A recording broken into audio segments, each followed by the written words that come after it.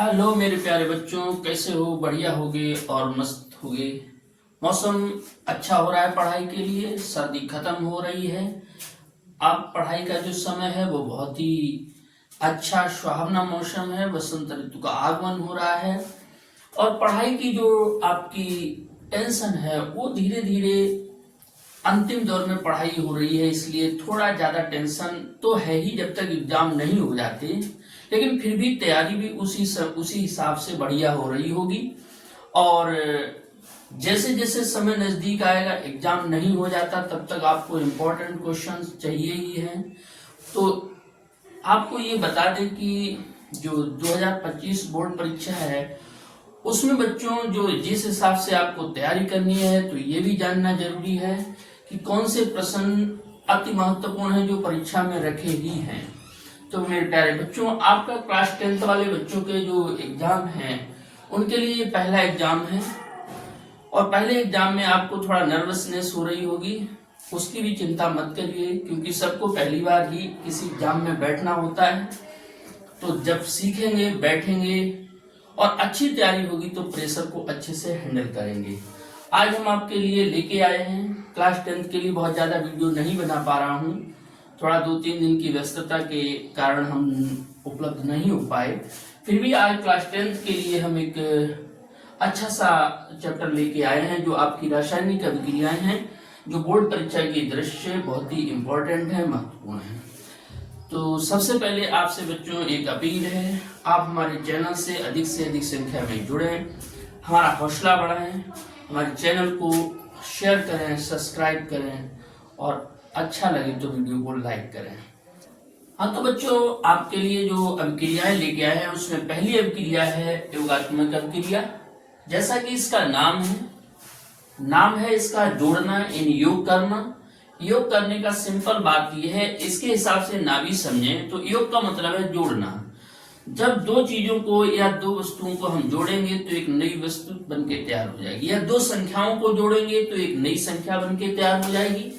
तो इसकी परिभाषा है बेटा, वे अभिक्रियाएं जिसमें दो या दो से अधिक, दो जोड़ दें अथवा दो से अधिक संख्याएं, दो या दो से अधिक पदार्थों अथवा केमिस्ट्री के हिसाब से तत्वों को परस्पर संयोग करने पर एक नया पदार्थ बन जाता है। इस अभिक्रिया को योगात्मक अभिक्रिया कहते हैं। जिसमें हमने बेटा सल्फर और ऑक्सीजन को जोड़ा तो बन गया सल्फर डाइऑक्साइड, और हाइड्रोजन को ऑक्सीजन के साथ जोड़ेंगे। हाइड्रोजन तो बेटा H2 होता है, लेकिन बैलेंस करेंगे जल बनाने के लिए, क्योंकि इसके पास दो अणु हैं, तो इसको बैलेंस करने के लिए H2O हाइड्रोजन के ऑक्सीजन के 2 हो गए और हाइड्रोजन का 2 का गुणा करेंगे तो ये 4 हो जाएगा। अगला हमारा है विस्थापन अभिक्रिया। विस्थापन या यूं कहते हैं प्रतिस्थापन। विस्थापन या प्रतिस्थापन का मतलब ये है कि इसमें कोई भी यौगिक है उसका एक अणु किसी दूसरे के साथ चला गया। दूसरे के साथ मतलब एक यौगिक था, उसका एक भाग अलग हुआ और किसी दूसरे एलिमेंट्स के साथ चला गया, उसके साथ सहयोग कर लिया। या परमाणु का एक समूह विस्थापित होकर अलग होकर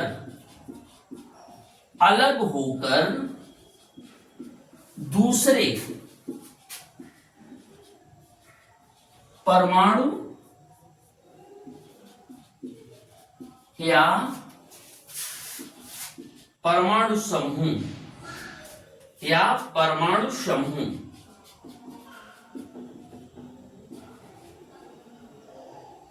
समूह के साथ सहयोग कर लेता है या चला जाता है, साथ चला जाता है। विस्थापन अभिक्रिया कहते हैं, विस्थापन अभिक्रिया कहते हैं।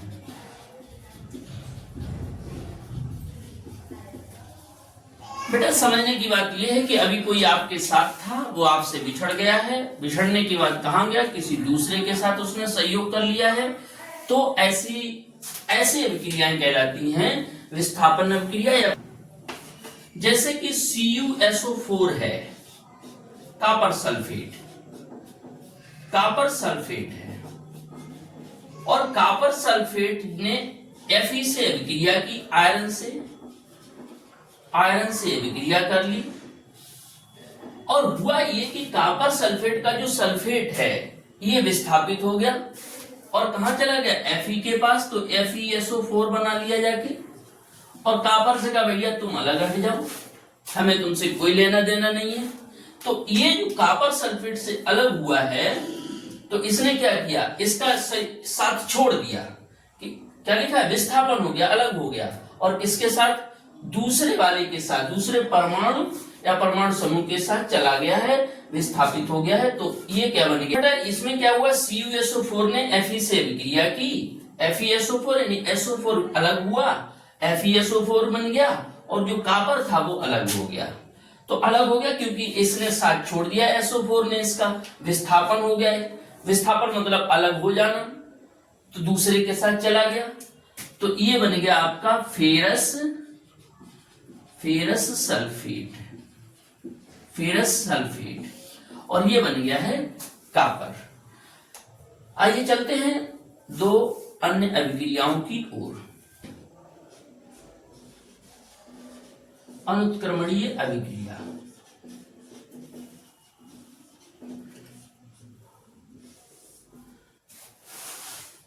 तो बेटा अनुत्क्रमणीय अभिक्रिया जो होती है वो, इसका मतलब यह है कि केवल अभिकारक से उत्पाद बन रहा है, केवल एक ही दिशा में चल रही है।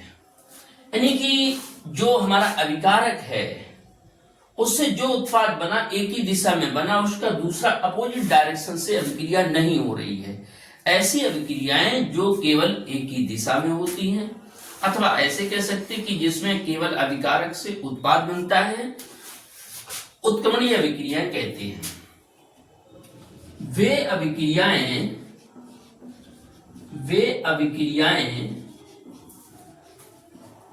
जो केवल एक ही दिशा में होती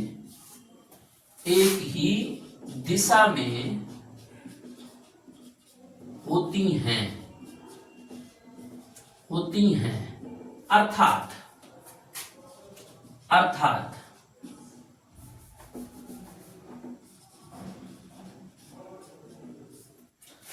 अर्थात इसकी हम ऐसे भी कह सकते हैं, वे अभिक्रियाएं जो केवल एक ही दिशा में होती हैं, अर्थात जिनमें केवल अभिकारक से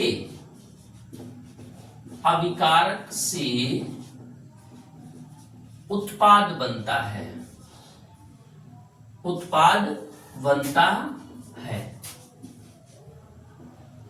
अनुत्क्रमणीय अभिक्रिया कहलाती है। अनुत्क्रमणीय अभिक्रिया कहते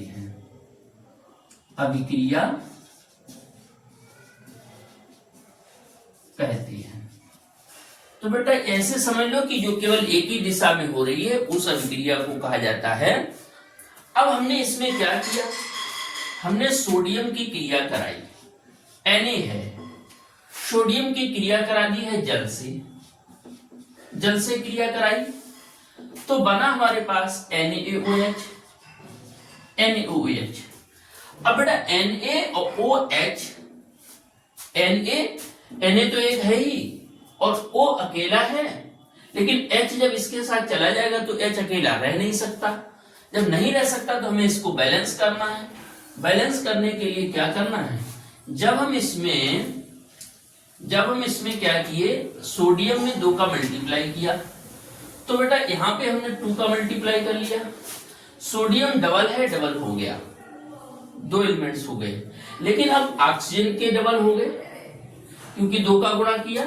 तो हमने क्या किया, जल में भी 2 का गुणा कर लिया, 2 कर लिए तो 2 ऑक्सीजन को बराबर हो गया। अब हमारे पास कितना है हाइड्रोजन का, 2, क्योंकि ये 2 का मल्टीप्लाई, और हाइड्रोजन के इधर कितने हैं, 4, तो 2 आ चुके हैं। इसका मतलब ये हुआ कि H2 अलग हो जाएगा, हाइड्रोजन गैस निकल जाएगी। तो ये तो हो गया हमारा सोडियम, और सोडियम की जब जल से अभिक्रिया हुई, जल है ये, तो बन गया हमारा सोडियम हाइड्रोक्साइड, सोडियम हाइड्रोक्साइड, और ये जो है ये हमारा हाइड्रोजन हो गया, बाहर निकल गया हाइड्रोजन गैस, जिसमें एरोसाइन ऊपर होता है, हाइड्रोजन गैस। अगली बेटा हमारे पास जो रिएक्शन आपके लिए है वो है बहुत ही अच्छी और इसी से जुड़ी हुई उत्क्रमणीय अभिक्रिया। उत्क्रमणीय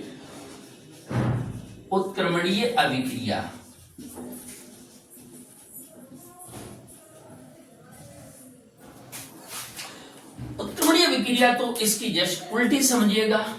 कैसे? इसमें होता है कि जब अभिकारक से उत्पाद बन रहा है, लेकिन यहां ऐसा होता कि जैसे ही जिस समय एक ही समय में जब अभिकारक से उत्पाद बना, ठीक उसी समय उत्पाद से अभिकारक भी बनने लगता है। ऐसे कह सकते हैं कि वे अभिक्रियाएं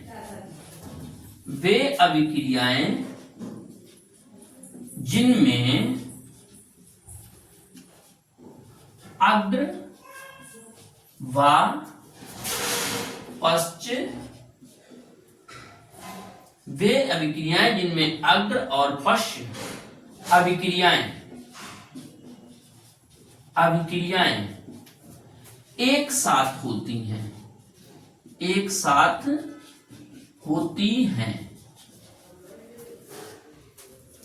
साथ होने का मतलब ये हुआ कि जैसे ही अभिकारक से अग्र अभिक्रिया से मतलब अभिकारक से उत्पाद बना, ठीक उसी समय उत्पाद से अभिकारक भी बनने लगा।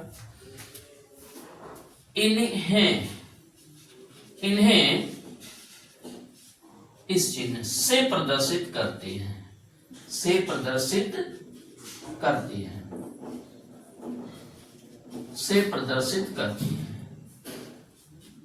यानी उत्क्रमणीय अभिक्रियाओं का साइन ये है। जो उत्क्रमणीय अभिक्रियाएं होंगी उनके लिए ये हमारा इस साइन से, इसका मतलब ये होता है कि एक अभिक्रिया इस दिशा में चली, ठीक उसी समय दूसरी अभिक्रिया भी चली। ऐसा भी कह सकते हैं कि वे अभिक्रियाएं जिनमें अभिकारक से उत्पाद और उत्पाद एक ही समय में अभिकारक से उत्पाद और उत्पाद से अभिकारक बनते हैं, वे अभिक्रियाएं जिनमें एक ही समय में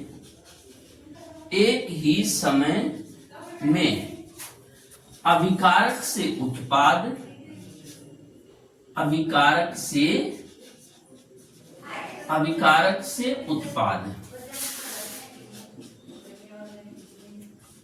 व उत्पाद से अभिकारक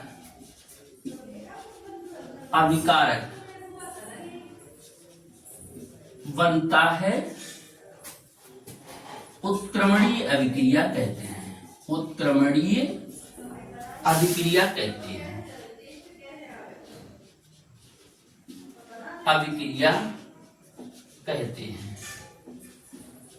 इसका एक उदाहरण है, केमिस्ट्री में बेटा जितनी भी अभिक्रियाएं लिखे सबका एक रिएक्शन जरूर दीजिएगा, कम से कम एक।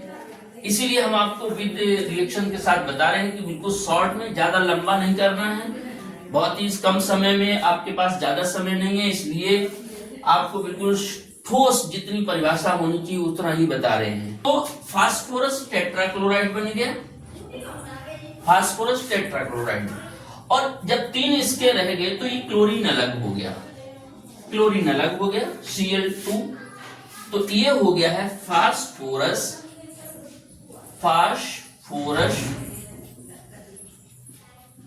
पेंटाक्लोराइड,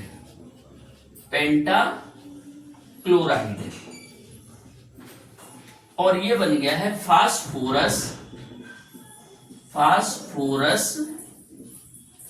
टेट्राक्लोराइड,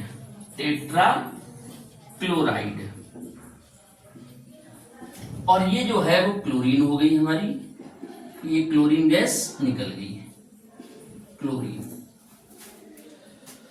तो बेटा आपके पास 4 अभिक्रियाएं हो चुकी हैं। एक पहली थी योगात्मक, दूसरी थी वियोजन, वियोजन में प्रतिस्थापन भी कह सकते हैं। दूसरा हो गई, तीसरे नंबर की हो गई है अनुत्क्रमणीय अभिक्रिया, और चौथे नंबर की जो अभिक्रिया है जिसे आप समझ लें बहुत ही इंपॉर्टेंट, दोनों हम इसीलिए पेयर में बता रहे हैं कि कौन अभिक्रिया किसके साथ पूछी जाती है ज्यादातर।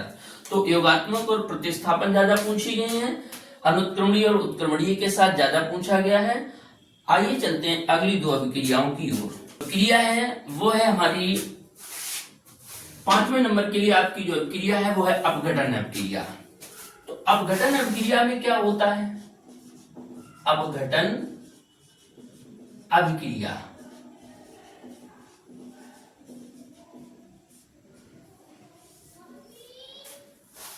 अपघटन का मतलब ये होता है टूटना।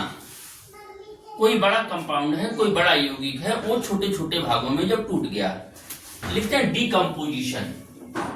Decomposition reaction, decomposition reactions. Decompose करने का मतलब होता है कि जब कोई यौगिक या जब कोई पदार्थ 2 या 2 से अधिक छोटे भागों में अपघटित हो जाता है, उस अपघटन को ही, उस टूटने की क्रिया को ही अपघटन अभिक्रिया कहते हैं। ये बेटा एक प्रकार से, अब चूंकि टूट गया उससे जोड़ने की बात नहीं है। जोड़ने की, अपघटन का मतलब कोई जैसे बायो की भाषा में कहें कि कोई डेड बॉडीज है जो खत्म हो गया है, तो क्या करता है उसमें जो बैक्टीरियाज हैं वो उसको बॉडी को क्या करते हैं, अपघटित कर देते हैं छोटे छोटे पार्ट्स में।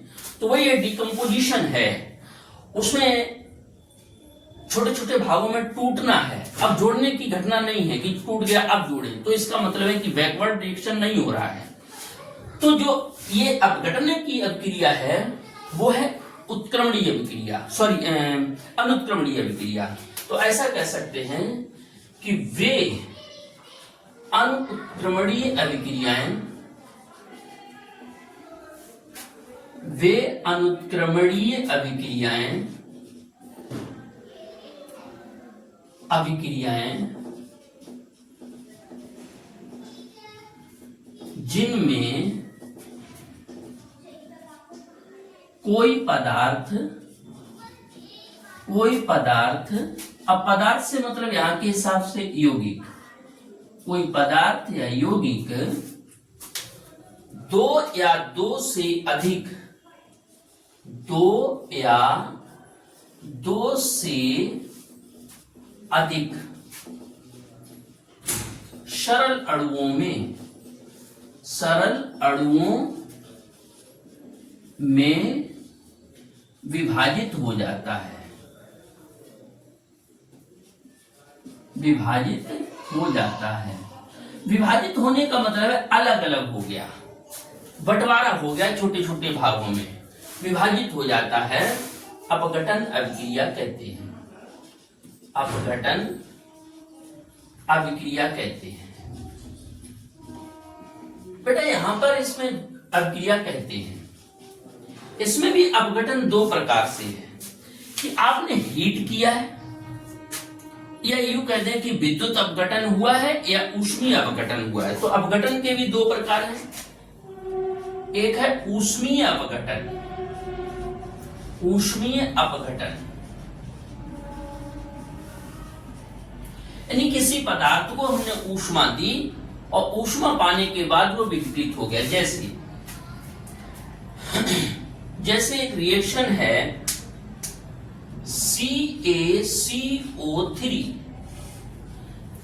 कैल्शियम कार्बोनेट है। अब कैल्शियम कार्बोनेट को जब हमने ऊष्मा दी तो ये अपघटित हो गया। अपघटित किसमें हुआ? CaO, कैल्शियम ऑक्साइड बन गया। CaO इसका एक इसमें चला गया, इसका मतलब O के बचे हैं 2, तो ये बन गया CO2 बन गया। तो ये ऊष्मा पाने के बाद कैल्शियम ऑक्साइड बन गया है और कार्बन डाइऑक्साइड बन गया है। ये हमारा है कैल्शियम कार्बोनेट, कैल्शियम कार्बोनेट, और ये बन गया कैल्शियम ऑक्साइड कैल्शियम ऑक्साइड, और यह है कार्बन डाइऑक्साइड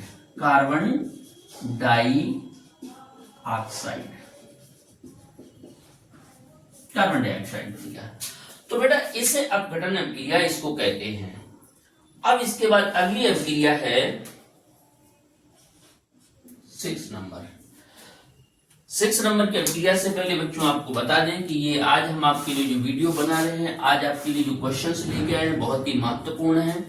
बिल्कुल भी स्किप मत कीजिए, बिल्कुल भी इनको छोड़िएगा नहीं, क्योंकि परीक्षा में यही प्रश्न आपके लिए रामबाण साबित होंगे, क्योंकि इससे बाहर कोई अभिक्रिया जाने वाली नहीं है। इसको अगर आपने छोड़ दिया तो समझिएगा कि आपका कोई ना कोई प्रश्न अभिक्रियाओं का है। वियोजन अभिक्रिया,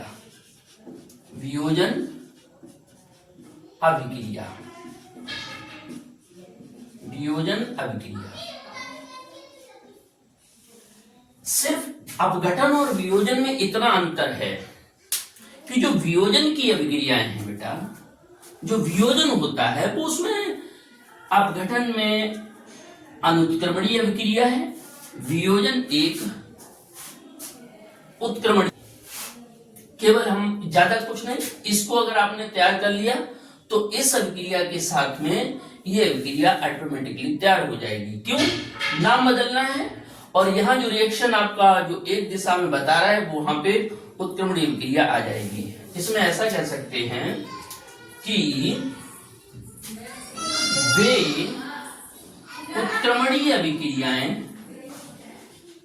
उत्क्रमणीय अभिक्रियाएं अब वियोजन का मतलब भी अलग अलग होना है, अपघटन का मतलब भी अलग अलग होना है, और लेकिन रिएक्शन में फर्क है। यहां वो अनुत्क्रमणीय अभिक्रिया शो करता है, इसमें उत्क्रमणीय अभिक्रिया बताएगा। वे उत्क्रमणीय अभिक्रियाएं जिनमें कोई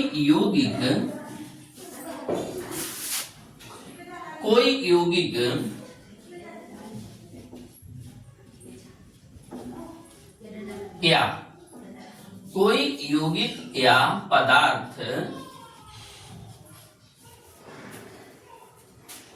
सरल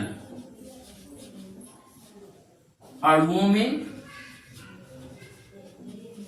या यूं कह दें कि परमाणुओं में, या यूं कह दें छोटे छोटे तत्वों में विभाजित हो जाता है।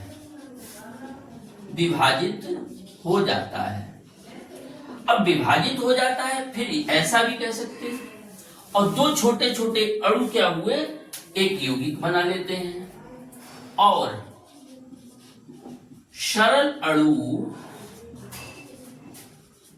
संयोग करके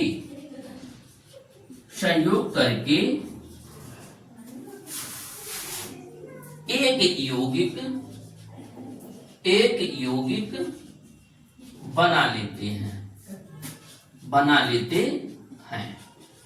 तो ये हमारा कहलाता है वियोजन अभिक्रिया। और वियोजन अभिक्रिया का भी रिएक्शन एक ही आप तैयार कर लें कि फास्फोरस पेंटाक्लोराइड जो है वो अपघटित हो गया है, वियोजन अभिक्रिया इसमें हुई, और वियोजन अभिक्रिया के बाद PCl3 बन गया, फास्फोरस टेट्राक्लोराइड, और क्लोरीन बन गई है। तो आपको नाम इसका पता ही हो गया, ये हमारा फास्फोरस पेंटाक्लोराइड है, और ये फास्फोरस टेट्राक्लोराइड, और ये है क्लोरीन। तो आइए चलते हैं अगली दो अभिक्रियाओं का, जो अभिक्रियाएं हैं ऊष्माक्षेपी और ऊष्माशोषी। अगली अभिक्रियाओं को बताने से पहले हम आपको ये बताते हैं कि जो पढ़ाई का समय है बहुत अच्छा है, ज्यादा कुछ टेंशन लेने की जरूरत नहीं है। मैं आपके लिए अगला भी वीडियो जो लेके आएंगे वो बहुत अच्छा सुपर वीडियो लेके आएंगे, टिप्पणियों पर आधारित, जिसमें आप ज्यादा से ज्यादा टिप्पणियां जो भी पेपर में आने वाली हैं वो हम आपको करा देंगे। और उम्मीद करते हैं कि आप इस वीडियो से अपने जो बहुत कम मेहनत में भी, ज्यादा मेहनत करने की कोई जरूरत नहीं है, बस लिमिटेड अच्छे और सिलेक्टिव क्वेश्चन आपके लिए लेके आ रहे हैं, उनको पढ़िए और अच्छे नंबर प्राप्त कीजिए।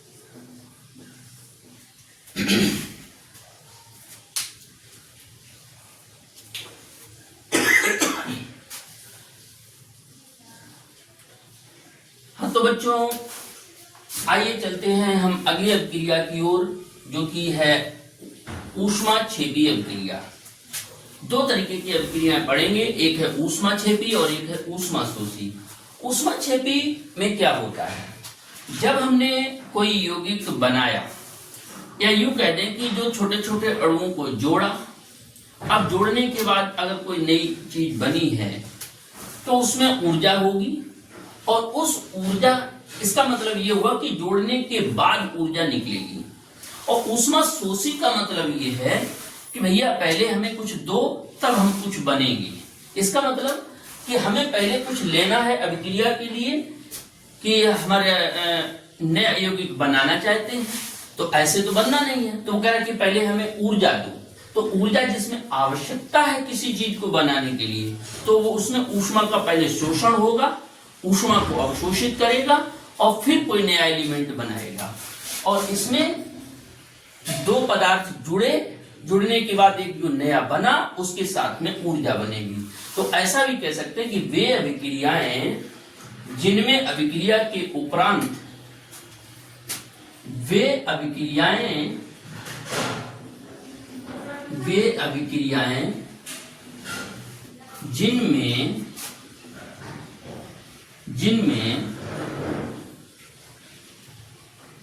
जिनमें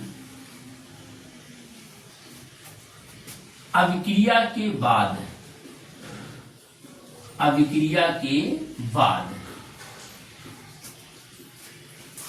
ऊर्जा मुक्त होती है।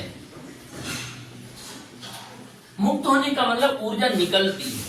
वे अभिक्रियाएं जिनमें अभिक्रिया के बाद अभिक्रिया हो गई, अभिक्रिया होने के बाद क्या हुआ, ऊर्जा मुक्त हुई, या यूं कहते हैं, यहाँ पे ऐसे समझ सकते, निकलती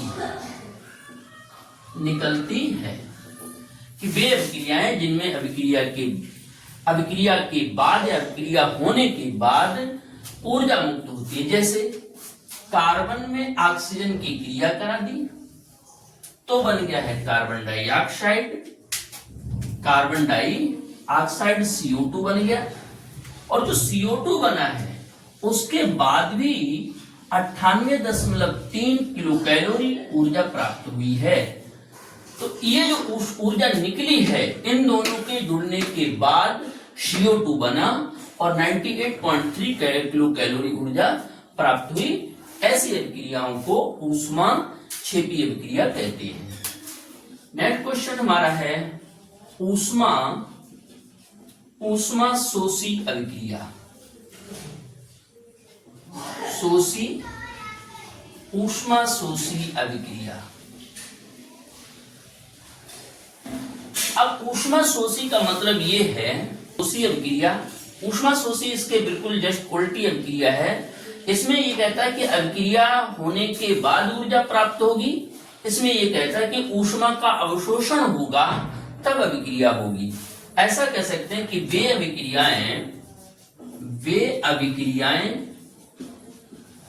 अभिक्रियाएं जिनके लिए या जिनमें ऊर्जा या यूं कह दें ऊष्मा, वे अभिक्रियाएं जिनमें ऊर्जा का अवशोषण होता है। अब इसी को ऐसे अर्थात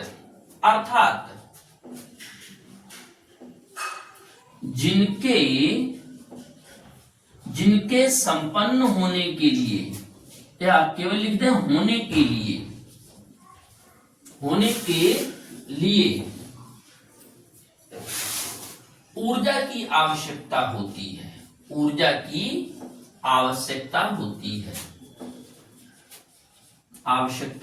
है,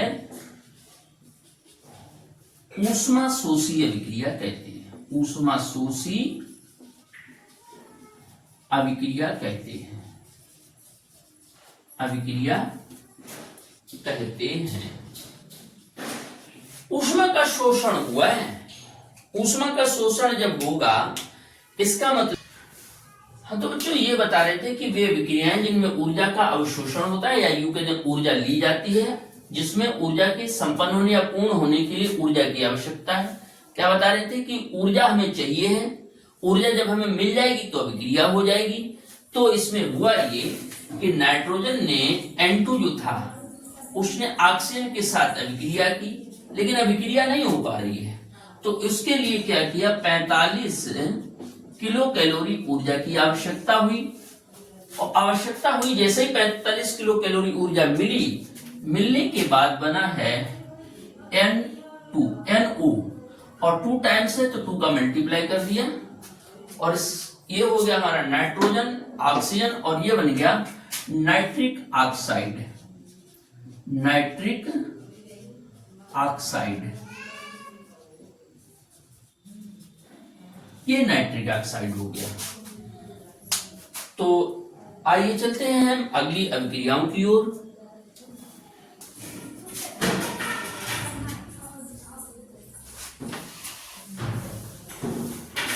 तो बच्चों अगली जो हमारी अभिक्रिया है वो है उपचयन, उपचयन व अपचयन, अपचयन अभिक्रिया, उपचयन व अपचयन अभिक्रिया, दोनों को एक साथ बता रहे हैं। और दोनों का एक साथ जो अभिक्रिया है जिसमें दोनों अभिक्रिया हो रही होती हैं, उपचयन का मतलब ये है कि जिसमें ऑक्सीजन की मात्रा में वृद्धि हो, या यूं कहते हैं हाइड्रोजन में ह्रास हो, कमी हो जाए। और इसका उल्टा है अपचयन, जिसमें ऑक्सीजन की मात्रा में कमी हो, या यूं कहते हैं हाइड्रोजन में वृद्धि हो। तो उपचयन अभिक्रिया क्या होती है, वे अभिक्रियाएं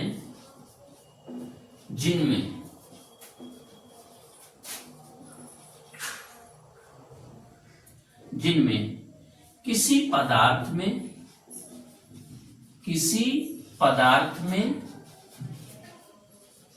अब पदार्थ से मतलब हमारा किसी यौगिक से है, किसी पदार्थ में ऑक्सीजन की मात्रा में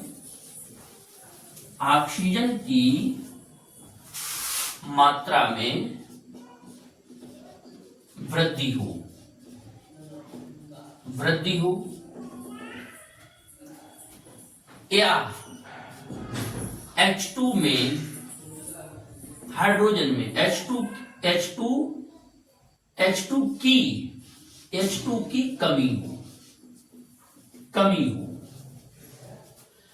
वे अभिक्रियाएं जिनमें किसी पदार्थ में ऑक्सीजन की मात्रा में वृद्धि हो और हाइड्रोजन की कमी हो जाए, तो उन्हें क्या कहते हैं, उपचयन अभिक्रिया कहते हैं। क्या कहते हैं,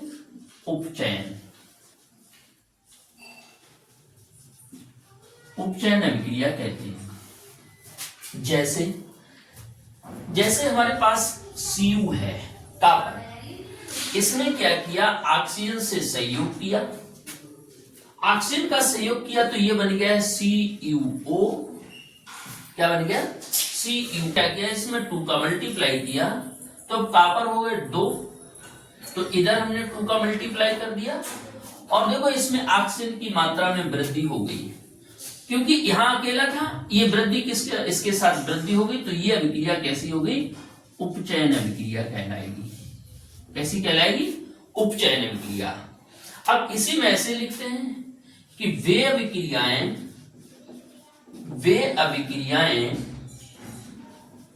जिनमें ऑक्सीजन की मात्रा में वे अभिक्रियाएं जिनमें किसी पदार्थ किसी पदार्थ में ऑक्सीजन की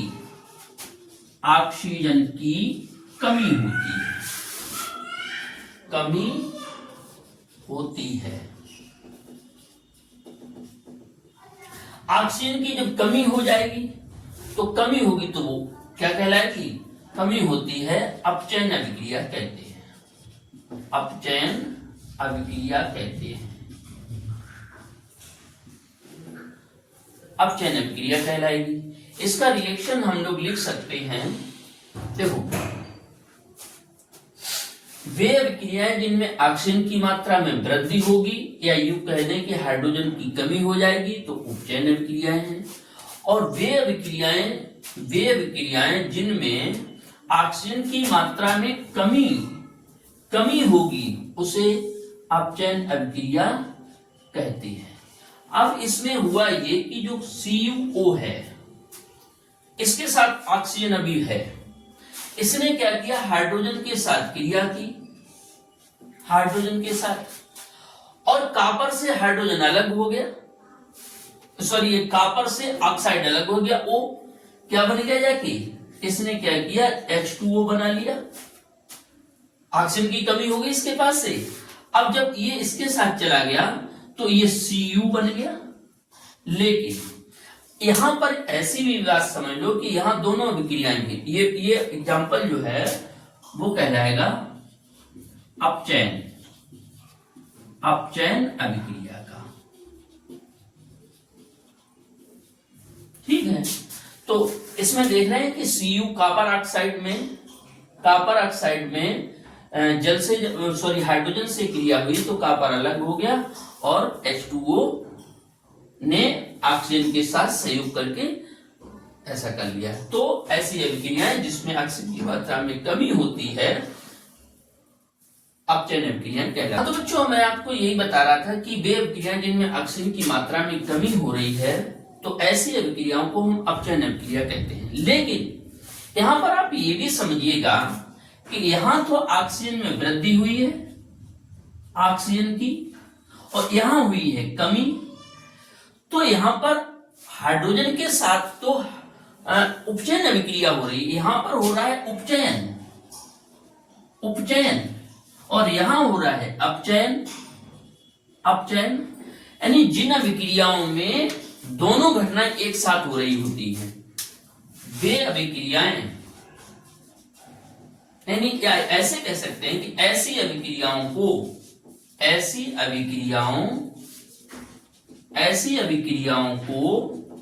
रेडॉक्स अभिक्रिया भी कहते हैं। रेडॉक्स अभिक्रिया भी कहते हैं, जिसमें दोनों हो रहा होता है। तो यहाँ उपचयन का ये उपचयन का उदाहरण हो गया, ये हो गया है अपचयन। लेकिन इसके साथ इसमें दोनों घटनाएं हो रही हैं। कॉपर के साथ जब कमी हुई और हाइड्रोजन के साथ ऑक्सीजन की वृद्धि हुई तो हाइड्रोजन के लिए ये बन गया उपचयन अभिक्रिया और कॉपर के लिए प्रदर्शित हो रही है अपचयन अभिक्रिया, और जिसमें दोनों घटनाएं हुई हैं ऐसी अभिक्रिया कहलाती है रेडॉक्स अभिक्रिया। आइए चलते हैं अगली अभिक्रियाओं की ओर। अगली अभिक्रिया है हमारी उभय अपघटन, जिसको हम लोग द्विविस्थापन कहते हैं। इसका जैसे कि इसका नाम है द्विविस्थापन, दोनों का विस्थापन होना है।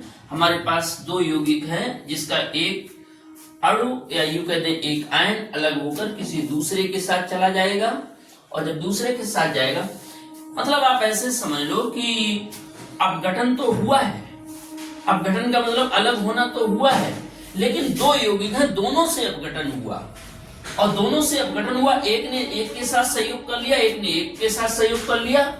ऐसी अभिक्रियाओं को ही द्विविस्थापन अभिक्रियाएं कहते हैं। तो देखिए वे अभिक्रियाएं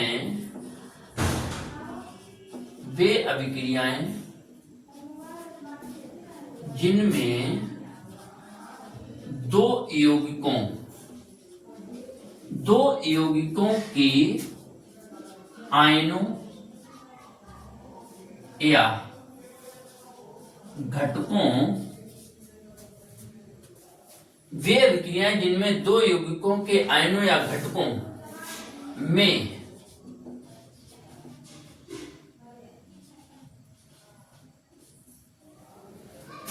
अदला बदली हो जाती है, यानी एक से अलग घटा दूसरे से अलग घटा। वे अभिक्रियाएं जिनमें दो यौगिकों के आयन या घटकों में अदला बदली हो जाती है द्विविस्थापन अभिक्रियाएं कहते हैं। द्विविस्थापन अभिक्रियाएं कहते हैं। जैसे इसमें रिएक्शन ये हुआ कि AgNO3 है, Ag ने क्या किया, इसको अलग हटा के कहते तू भैया मेरे पास आ जा, तो AgCl अलग हो गया, सिल्वर क्लोराइड। और जो Na था उसने क्या किया, NO3 से अपना भैया साठगांठ कर ली NO3 के साथ, तो ये बन गया है AgCl बन गया, NaNO3 बन गया। तो इस तरीके से फिर से मेरी बात समझ लें कि वे अभिक्रियाएं जिनमें दो आयनों या घटकों के बीच अदला बदली हो जाती है और एक दूसरे के साथ चले जाते हैं विस्थापित होकर, AgNO3 यानी कि सिल्वर नाइट्रेट ने NaCl से क्रिया की, AgCl बना क्योंकि इसके साथ इसकी अदला बदली हो गई और ये बन गया हमारा NO3। इस अभिक्रिया को कहते हैं द्विविस्थापन अभिक्रिया। अगली अभिक्रिया है उदासीनीकरण अभिक्रिया। एक प्लस चार्ज एक माइनस चार्ज आया और एक दूसरे को मिल गए। जैसे अम्ल और क्षार, अम्ल होता है H धनायन और क्षार होता है OH ऋण आयन। दोनों एक दूसरे से जैसे ही मिले न्यूट्रल कर दिया। ऐसी अभिक्रियाएं जो अम्ल और क्षार के संयोग से होती हैं उदासीनीकरण अभिक्रियाएं कहते हैं। तो ऐसा कह सकते हैं जिन अभिक्रियाओं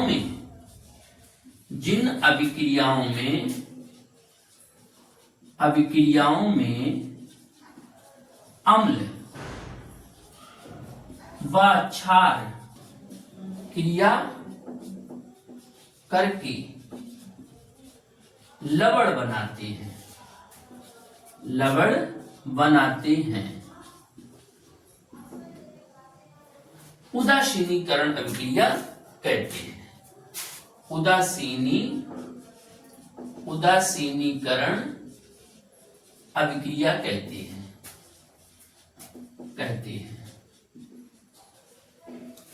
तो बेटा रिएक्शन इसका हो जाएगा जैसे HCl हो गया अम्ल है और NaOH क्षार है, ये हो गया है हाइड्रोजन क्लोराइड और ये हो गया है सोडियम हाइड्रॉक्साइड। और इसने जब क्रिया की तो जो Na था वो बन गया NaCl के साथ और ये H और H मिलके बन गया H2O, ये बन गया है लवण। क्या बन गया? लवण। नाम इसका हो जाएगा सोडियम क्लोराइड।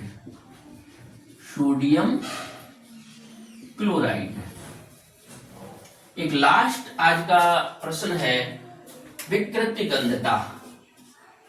विकृत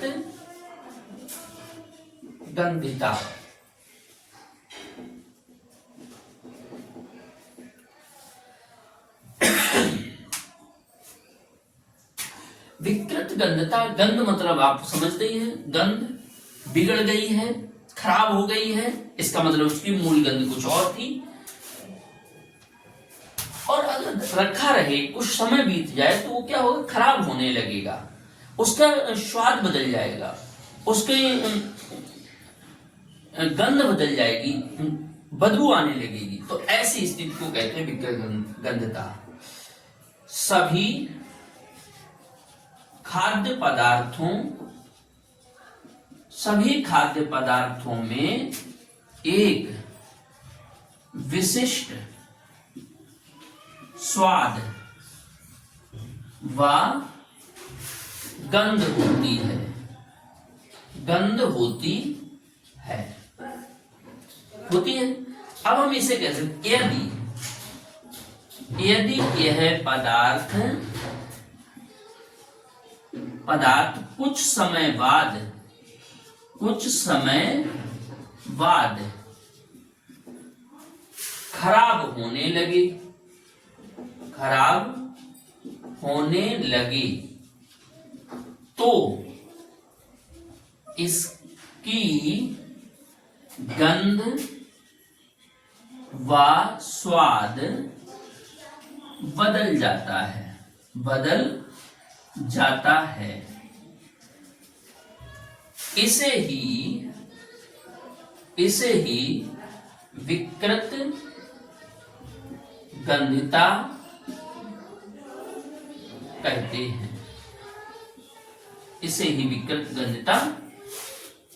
हैं। तो मेरे प्यारे बच्चों, आज का वीडियो कैसा लगा? उम्मीद करते हैं कि आज जो आपको मैंने बताया, आज जो अभिक्रियाएं आपके लिए कराई 2025 बोर्ड परीक्षा की दृष्टि से, इसके अलावा कुछ भी नहीं आने वाला, कुछ अभिक्रियाएं इससे आपको बोर्ड एग्जाम में मिलेंगी। उम्मीद करते हैं कि आज की वीडियो को आप अच्छे से देखेंगे, तैयार करेंगे और कीजिएगा। उम्मीद करते हैं आपको आज अगर पसंद आता है तो वीडियो को लाइक करें, शेयर करें और सब्सक्राइब करें, और हमारे AKR इंस्टीट्यूट को आप अपना सहयोग